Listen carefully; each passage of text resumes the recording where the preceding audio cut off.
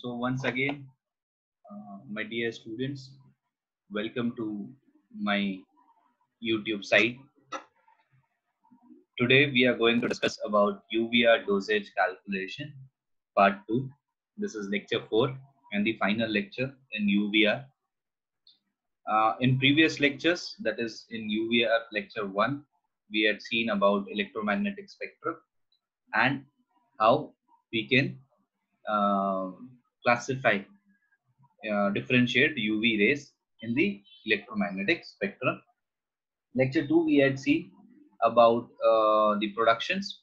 Combining lecture 1 and lecture 2, we had seen productions of therapeutic productions of UVR. Lecture 3 we had seen about UVR dosage calculation, how minimal erythemal dosage is being calculated, and this is the last lecture wherein we will discuss of this is the last lecture for dosage calculation, and lecture 5 will be the final lecture of this UVR, which will have therapeutic and physiological effects of UVR. So now, before going on towards the how we can produce or how we can progress with UVR, I would like to have a quick revision in terms of UVR. So yes, before we progress ahead with our today's lecture, that is UVR dosage calculation part 2, what we have learned in last lecture, we have learned that about minimal erythemal dosage. Yes, minimal erythemal dosage, then latent period of erythema dosages is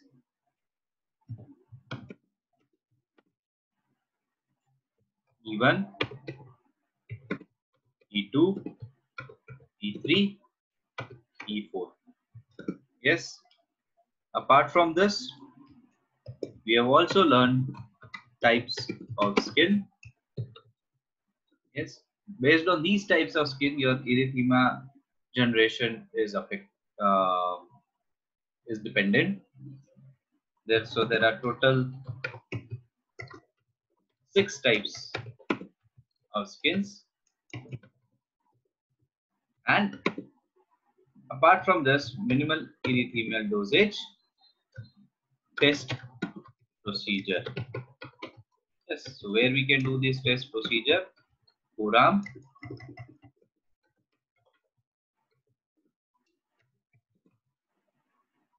abdomen, and medial aspect of thigh or arm. So these are the things which we have discussed in precise manner and in detail in our lecture 3. Yes, there are certain confusions which I have come across through my students, that some textbooks say that your minimal erythemal dosage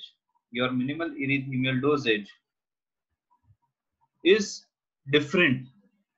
You cannot term minimal erythemal dosage as even.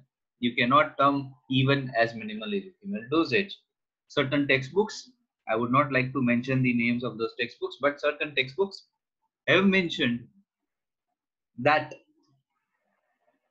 before going on towards the dosage of UVR, the average output of the lamp is supposed to be taken out, and that average output of lamp is nothing but minimal erythemal dosage.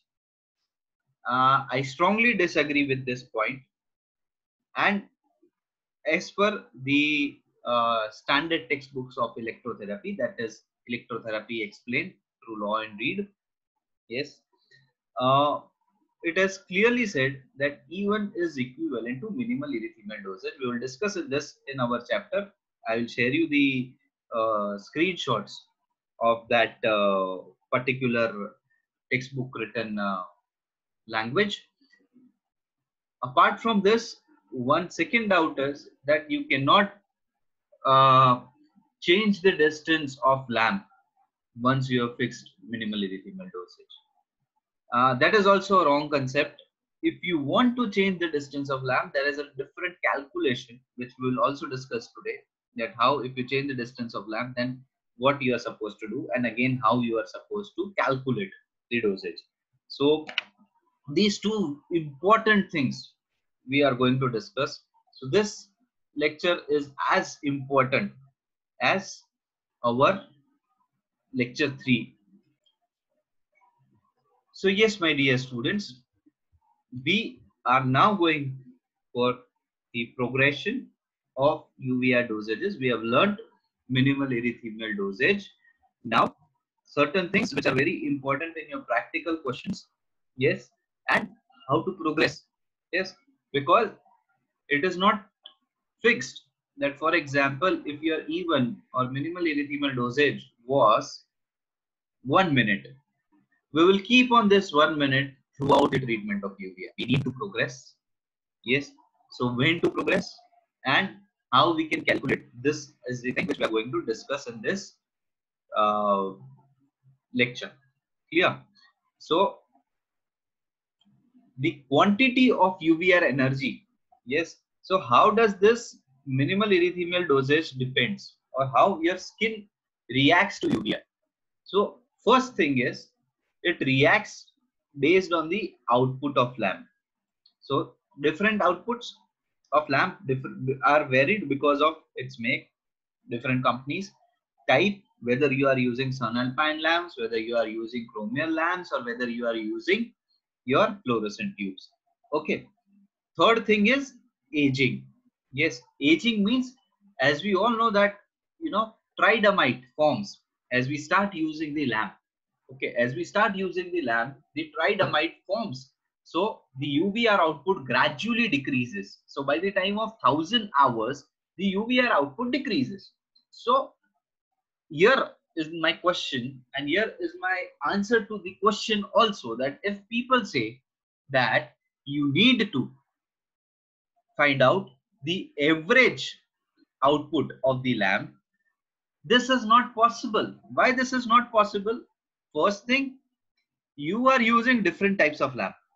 You are using different companies. So for example, if you have fixed that X company has an average output of time as 7 minutes or 5 minutes, clear, and this is the type, okay, understood, accepted. But my dear students, this lamp will gradually, the output of UVR will gradually decrease in this lamp. Yes, why? Because of aging. This is the basic factor. So if the output gradually decreases, how we can have an average output? Okay, so that is not possible. First thing. Second thing, how we can not have your average output is the distance between the lamp and the skin. So for example, for one patient I'm keeping at 50 centimeters, and for another patient I'm keeping at 70 centimeters. Yes, so the distance really matters. The distance really matters. Clear? So at 50 centimeters, the average output is 5 minutes. And at 70 centimeters, the average output can be 7 minutes or can be 4 minutes also. So you cannot justify this. Okay. Again, the third thing is angle at which the radiation falls. So it is very important that you place your lamp at 90 degrees. That is at the perpendicular while you are treating. And the very, very, very important is sensitivity of the skin. So we have discussed in our previous lecture, there are 6 types of sins, and based on this skin types, every skin reacts. So here I will like to put a note. Yes, and this is not me who is saying that, this is very much clearly explained in electrotherapy law and read textbook, stating it, the average output of the lamp can be justified because of following parameters. Which are these parameters? First thing is aging of the lamp. So tridamide.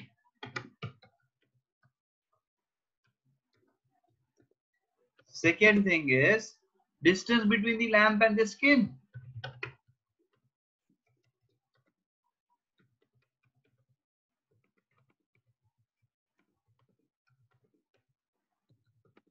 And third thing is different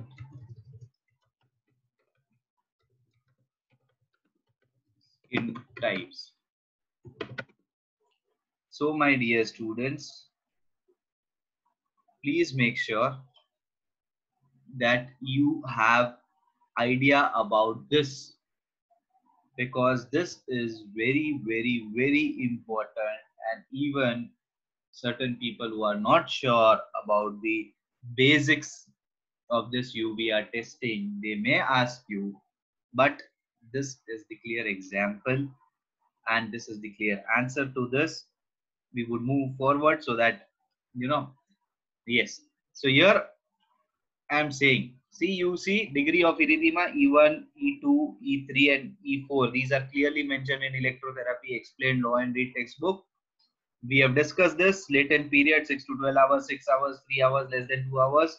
Yes, we have discussed the colors also: pink, definite pink, red, very red, angry red. So as you move on, as you increase the intensity, the color changes from pink to red, and even your latent period decreases from 6 hours to 2 hours.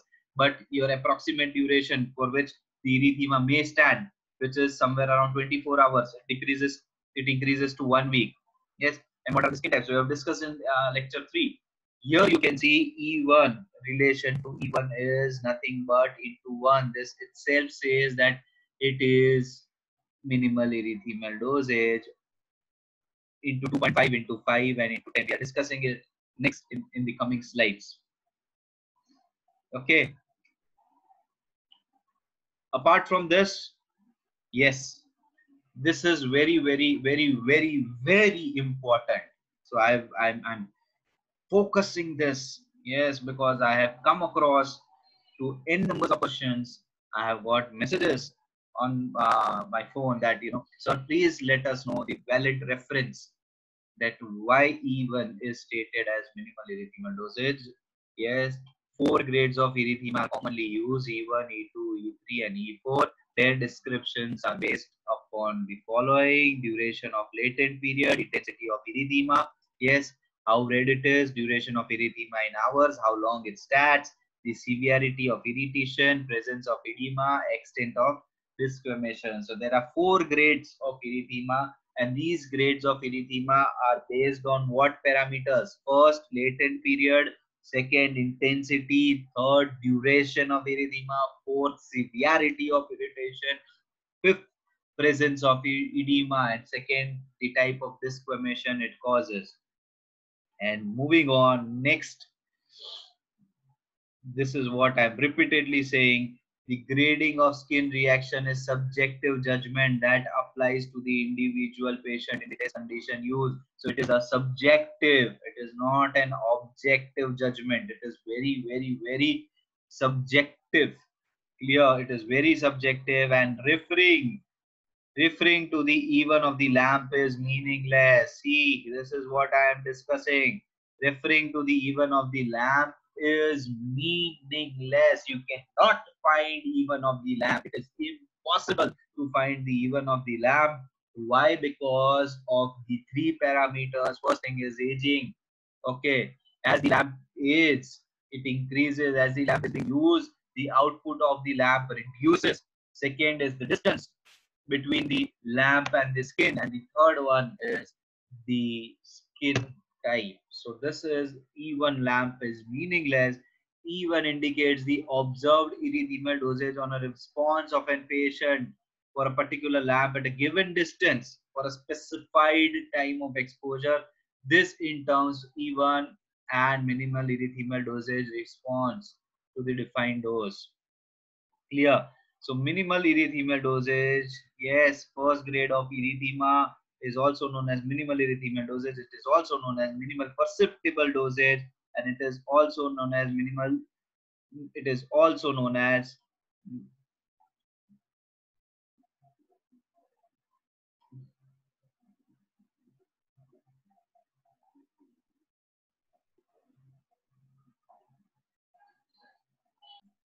yes. So minimal erythemal dosage is clearly said that this minimal erythemal dosage or E1 is also known as minimal erythemal dosage, which is widely used. Minimal perceptible dose or minimal phototoxic dose, MPE, minimal perceptible erythema. So E1 can be MED, E1 can be MPD, or E1 can be MPE, difference. But again, I would say this grading of the skin reaction is a subjective judgment that applies to the individual patient, and finding E1 of the lamp is meaningless because it is a response of the patient's skin first to the particular lab at a given distance. So these three factors influence minimal erythemal dosage. So it is very, very, very important that minimal erythemal dosage is supposed to be found out for every patient, for every lamp, and for every distance. Clear? So here the takeaway home message is even of the lamp is meaningless. Yes, we need to find MED for every patient, every lamp, whether you are using the same lamp again and again and every distance, irrespective. Clear? So this is what you are supposed to take. Clear from this? Now we would move on. It is very simple. Okay. So we have found out even. So for example, if your minimal erythemal dosage MED is 60 seconds, yes, you can either take the dosages in 60 seconds or you can convert into 1 minute. For example, I have converted into 1 minute. So what will be my E2? E2 is nothing but 2.5 into E1, which is equal to 2.5 into 1, which is equal to 2.5 minutes. Clear? And if I wanted to calculate in seconds, I would have 2.5, so 60 seconds. Okay. Third one is E3. So for example, what is E3? Same, if your minimal erythemal dosage is 1 minute, so E3 will be 5 into E1. Yes. So what will be your E3? 5 into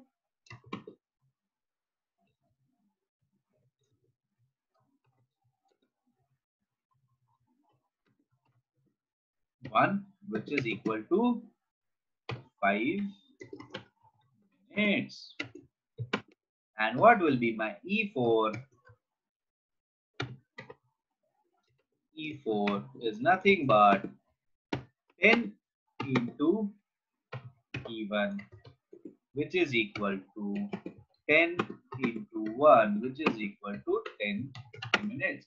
So for example, you have calculated E1 of one patient at 50 centimeters, even of one patient at 50 centimeters, right? With one lamp, your minimal erythemal dosage comes to your 60 seconds or 1 minute. So if you want to give E2 dosage, what you will do? You will multiply it with 2.5. If you want to give it with E3, you will multiply it with 5. And if you want to give it with if you want to give E4 dosage, you will multiply it with 10. Clear? So this is how we calculate your minimal, your dosage progressions E2, E3 and E4 when the distance and the patient remains same. Okay, when the distance of the lamp and the patient remains same. Okay, so coming on, going towards this. So this is the example I have taken with 1 minute. Now I'm showing you with the another example, that is if I've taken with 30 seconds. So calculate E3 dosage. So E1 is 30 seconds. What was E3? 5 into E1. So 5 into 30 is 150 seconds. Yes. So being precise, if I want to convert into minutes, so 2 minutes is equal to 120 seconds. Yes. So this will be 2.3 minutes. Clear? Now, if I want to change the distance, if I want to change the distance, what I am supposed to do? I am supposed to find out new dosage by old dosage into new distance square upon old distance square. So for example, as I mentioned, my E1 was 1 minute at 50 centimeters. So now new dosage will be, old dosage was 1 and now I want to change my distance at 60 centimeters. So 60 square, 60 into 60 centimeters divided by 50 into 50. Clear? Okay. So my new dosage will be 1.44 minutes. Okay. At what? At 60 centimeters. Clear? So if my old dosage at 50 centimeters was 1 minute, then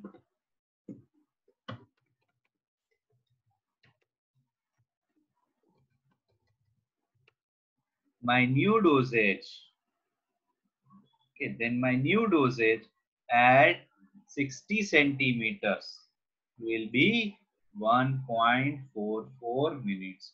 So please understand, this is a very simple equation. Yes, and you need to calculate it based on different types of. So if you are calculating, yes, the same thing in seconds, you are going to put the answer in seconds. Okay, if you are calculating in minutes, you will put it in minutes. Clear? Okay. Yes. Now that was if the distance changes. Now if I am not changing the distance, if I am not changing the distance, but I need to progress, like unlike your uh, IFT or any other electrotherapy modalities, you cannot increase the intensity. Yes, if the patient is not feeling, you are increasing the intensity in other types of currents. No, here you need to gradually progress. Gradually progress. So basically, we have seen that we are not repeating the doses until and unless the first erythema caused by first treatment is subsided. Clear? So an exposure to UVR should not be repeated until erythema is caused by previous dose has faded. Clear? This is one more important thing. So after that, there will be thickening of epidermis. Clear? And there is now necessary to increase. So how we will increase? So if you are repeating the even dosage, you will add 25%. If you are repeating E2, you will add 50%. If you are repeating E3, you will add 75%. And if you are repeating E4, you will add 100%. So for example, you had given E4 dosage.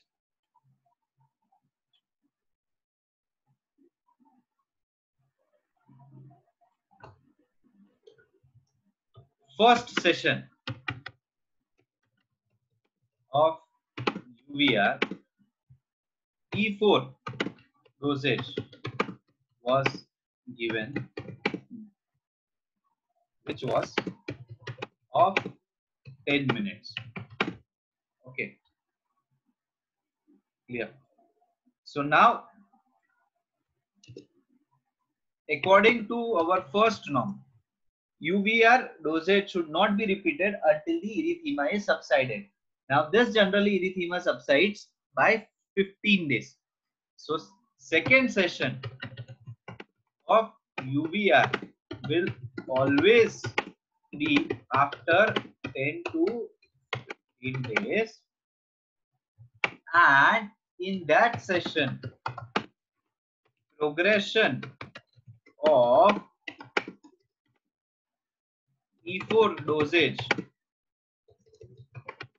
will be as follow. How?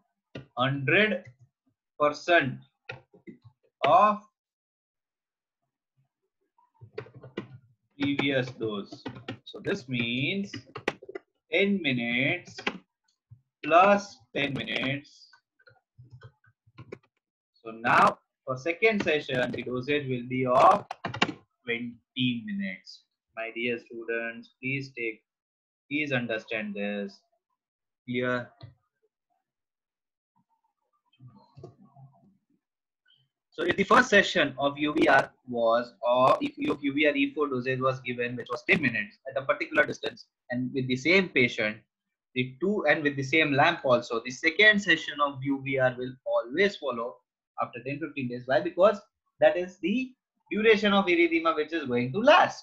So once the erythema will subside, we will give E2 dosage, right? Generally after 10-15 days. And that will be of 100% of previous dosage. That means 10 minutes plus 10 minutes, which is equal to 20 minutes. Clear? We'll see another example. Yes. So for example, if E1 was 30 seconds, now find the progression 2 of E1. Yes. If E1 is 30 seconds, yes. So E1 क्या था? 25%. E2 was 50%. E3 was 75%, and E4 was 100%. So day 1 progression will be E1 plus 25% of E1. That is fourth part, 30 plus 75%. So that is 37.5 seconds. Now second dosage. So we will take this preceding dose as our main reference. So 25% of 37.5 plus 37.5 seconds. Yes, 37.5 and 37.5 25%. So that is 46.9 seconds. So that is somewhere around 47 seconds. So you have seen that as we progress with the dosages, the previous dose we are supposed to take in that. Clear? So for first it was 30 seconds. Then progression of day 1 will be 30 seconds plus 25% of 30 seconds, which will be somewhere around 37.5 seconds. Day 2 will be 37.5 seconds plus 25% of 37.5 seconds. Now if I want to move on day 3, yes, so day 3, yes, day 3 will be nothing but, just wait a minute, day 3 progression will be nothing but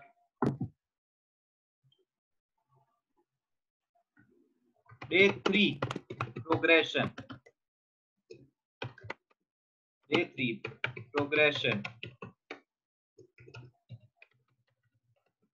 of E1 dosage will be 47 seconds plus 47 divided by 4, which is equal to 25%. So that is 47 seconds plus 11.75, which is equal to 47 plus 11.75, which is equal to 58.75 seconds.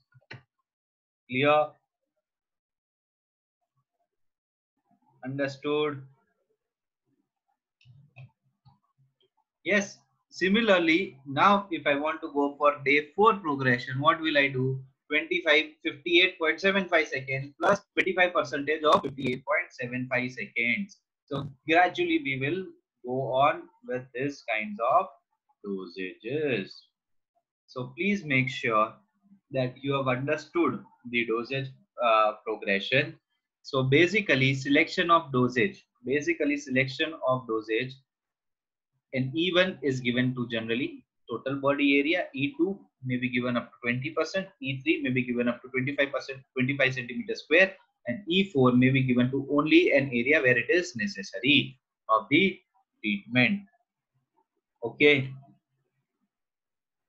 Where what can be done, how we are supposed to give, why E1 is given daily, because the erythema subsides. E2 and on alternate basis.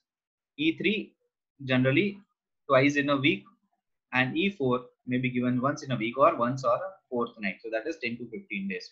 Clear? But this is not applicable when treating a non-skin area such as pressure areas or ulcers, or dosage may be given as daily. There is no erythema or reaction provided. So take home message in this slide is only in skin condition treatment you are calculating dosage based on erythema. In the case of wounds or ulcer, all the dosages can be given daily because there is no erythema in that. Okay, so please make sure you have understood this. E1 can be given daily, E2 on alternate basis, E3 generally twice in a week, E4 generally once in a week or probably every fortnight, that is 15 days, so on an average every 10 to 15 days. And if you are treating non-skin areas like pressure areas or ulcers, all the dosages can be given daily as there is no erythemal reaction. Okay, clear about this? So with this, we have completed our uh, dosage calculation and progression. So what we have learned in this lecture, in this lecture, the take home message is first one, even of lamp is meaningless. Why? Because even is subjective calculation and is dependent on output of the lamp, distance between the skin and the lamp, yes, and type of skin. Second point is E1 is also known as MED, minimal erythema dosage, MPD, and MPE. Here, okay. Then what we have taken E2 dosage progression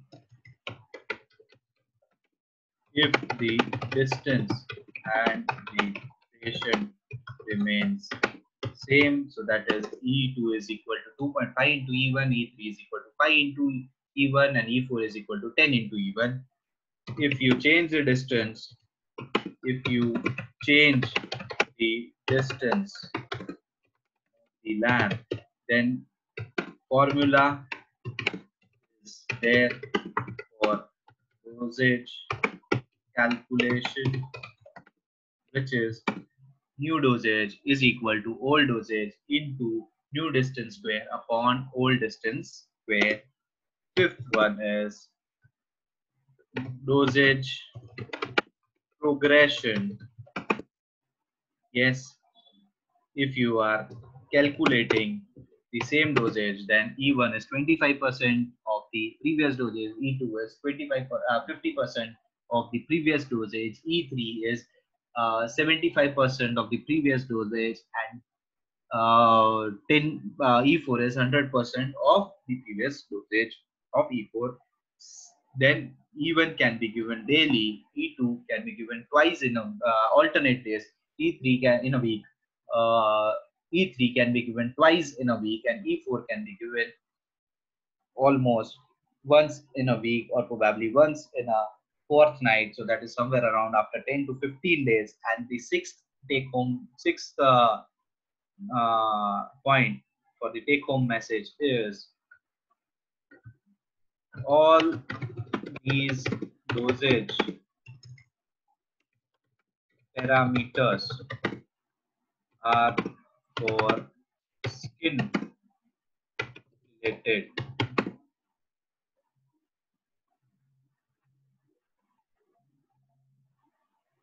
Yes, for non skin related disease like wound or pressure ulcers, all the dosages can be given daily because there is no edema to be calculated. Okay, so this is my take home message in this lecture. Please, I would prefer you to watch this video in reference to our lecture 3 video. Okay, because if you have any doubts, you need to see the first video and then the second video so that your fundamentals are clear. Apart from that, as usual, I will end up with the happy face. And if you have any doubts, please ask me. Please feel free to ask me. Yes, so that we have a very easy and understanding concepts of UVL. Thank you. Thank you.